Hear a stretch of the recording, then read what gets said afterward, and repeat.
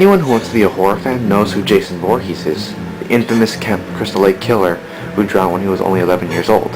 Pamela Voorhees, Jason's mother, would soon come back to take her vengeance for the loss of her son, but little did she know that the camp counselors would find out her only weakness, that she cannot survive without a head. And then Jason comes back to take revenge for his mother, getting killed several times, supposedly. Being a living corpse, Jason has to rot, so this is why I'm confused. How exactly does Jason go from this to this to that to that? Parts 1 through 4, Jason's skin kind of resembles human skin, but in part 6 he comes back as a living corpse. Afterwards he gets put back inside the water and rots inside Camp Crystal Lake for a little bit and comes back in part 7 like this. Parts 1 through 7 make sense, the rotting, but then in part 8 they make him more bluish kind of. Besides this, we don't really see Jason's face in part 8, so we can't really make a comparison from that to that. Jason's face was melted off by like toxic waste, so we can't really say anything. We don't really know what his face really looked like before that. So moving on to part 9. Or not part 9, Jason Goes to Hell. This is why I'm confused. I don't know how Jason's skin went from being like this chocolatey brown color to a grayish, almost bluish kind of thing, to now a pinkish, pimply blister looking color. If anything, shouldn't, from part 8, shouldn't Jason get more, either more grayer, more of a darker tinge, maybe loss of skin even, showing more bone?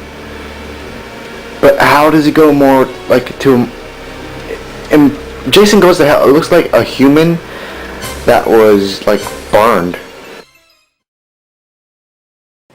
Okay, I obviously am not the only one who noticed the thing with Jason's skin. The people who were making the movies, they obviously saw this too, which is why they gave us some sorry ass excuse for it in Jason X. Jason apparently can regenerate lost and damaged tissue. Wow, really? You can do that? Well, if Jason can do that, then why do I not see any progress in regenerating his tissue from, let's say, this part right here in part 4 all the way to part 7? Do you see anything regenerating itself?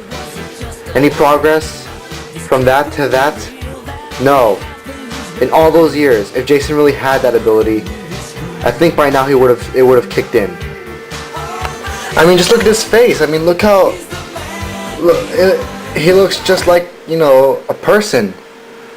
Well, I guess a person, but look at the difference between 7 and part X, as I like to call it. Okay, in the time it took from, let's say, part 1 to part 7, there is no signs of regenerating anything. But in the short time from 7 to Jason X, he's regenerated his nose, his what is it? His left eye, I think. And all of his skin, obviously, it went back to like a pinkish color from, like muddy brown. He even has hair growing even. And very visible ears. But still, I guess you have to take in consideration that Jason X took place in 2010. But still, that's no excuse to give us something like he can regenerate skin or whatever. And now moving on. Now, Freddy vs. Jason.